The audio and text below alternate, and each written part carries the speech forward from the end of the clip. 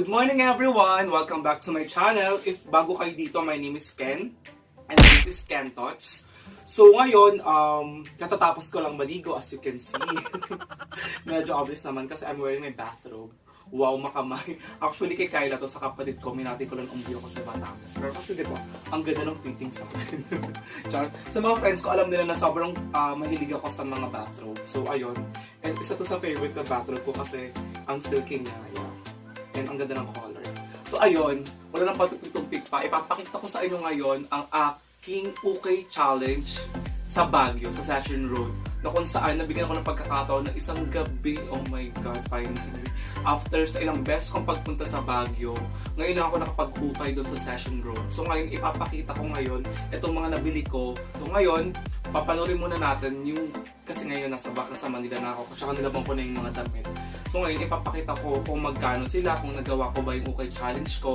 And of course, susuotin ko sila, susukatin ko sila. Yun, panoorin muna natin itong Baguio Ukay Challenge, Baguio Ukay Night ko sa Baguio.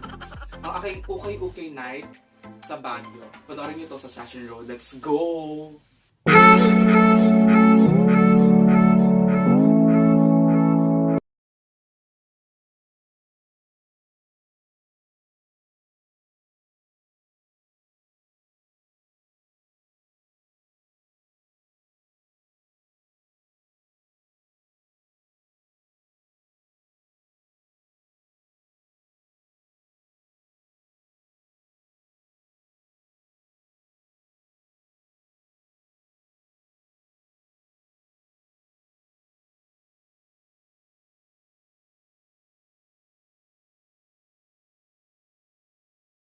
Sa Ukay Road.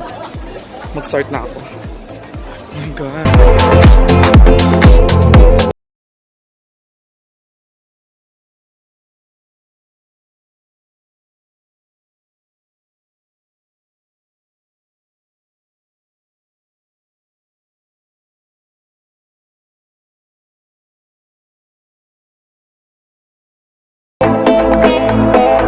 Medyo nag-ponytail na ako sa init.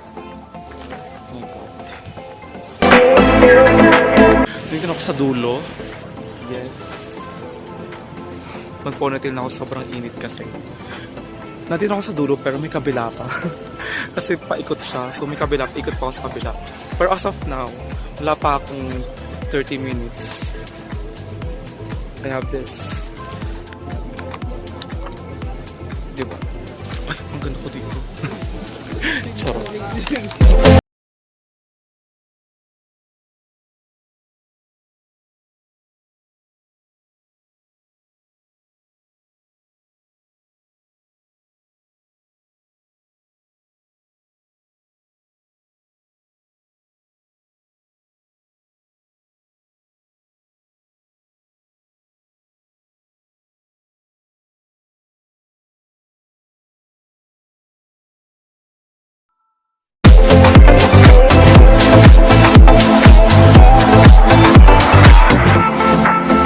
Currently, naghahanap na ako ng jacket. I'm ready for election. Diba? Ang ganda.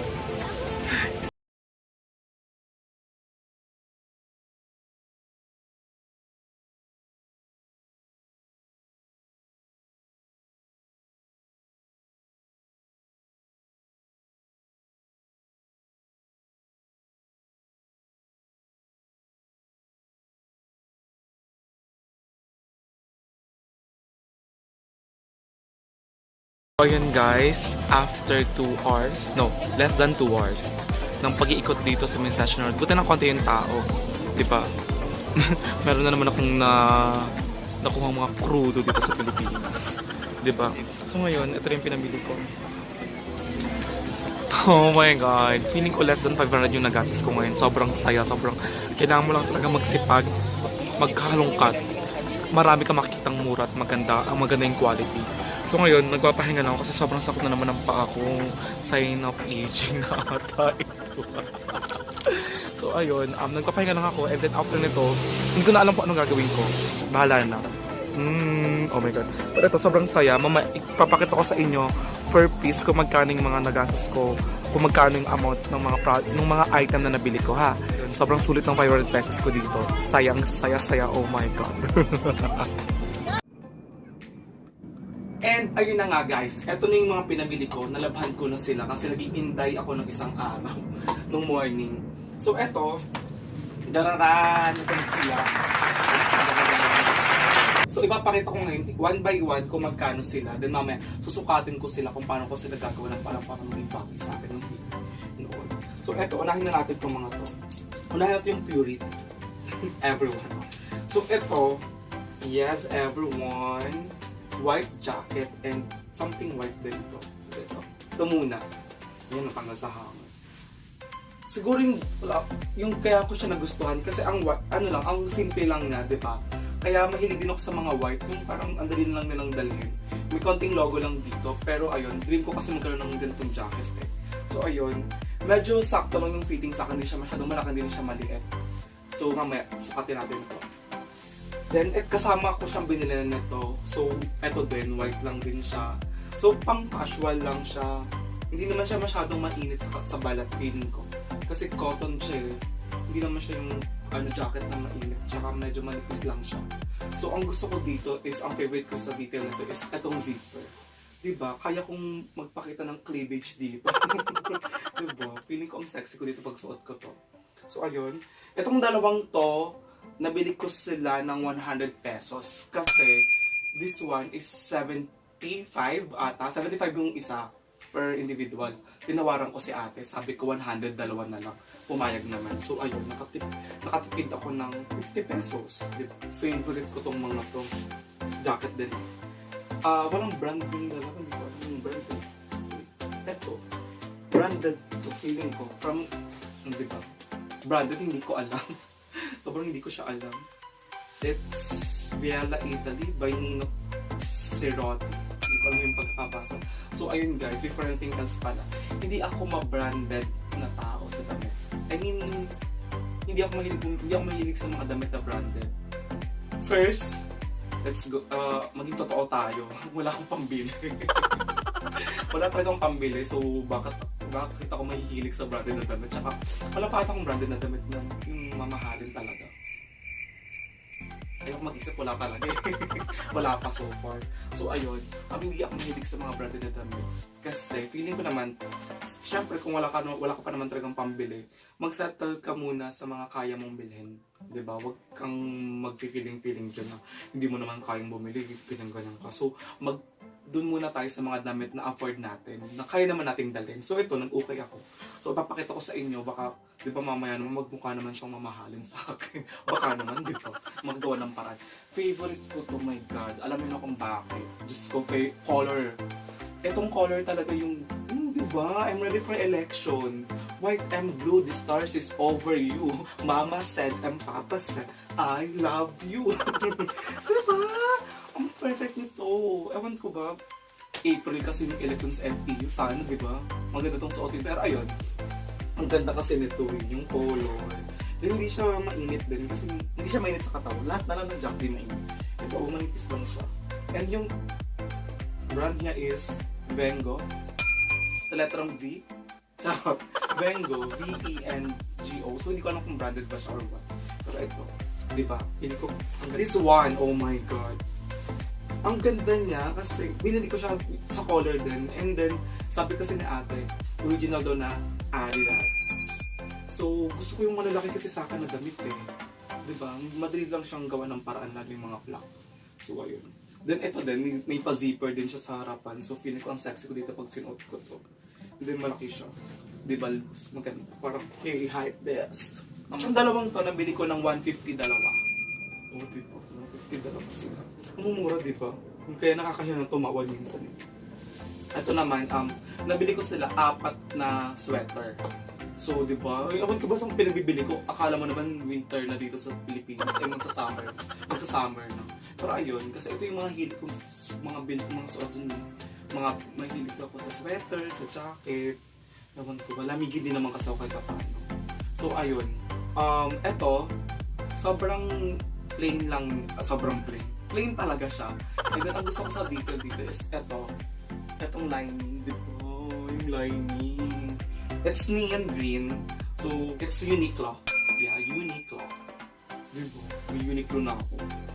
Tapos, ito another one Uniqlo. Ang gusto ko dito is, ang comfy niyang bukod sa comfy siya, is ito yung detail. Ang ganda pa ng pagkaka-print kasi naka-indoor siya. Like, latte and love. Cause I really love coffee, kaya bagay na bagay ito sa akin. Oo. And Uniqlo din to. Yeah, Uniqlo siya katulad ng isa kanina. Diba? Bagay sa akin.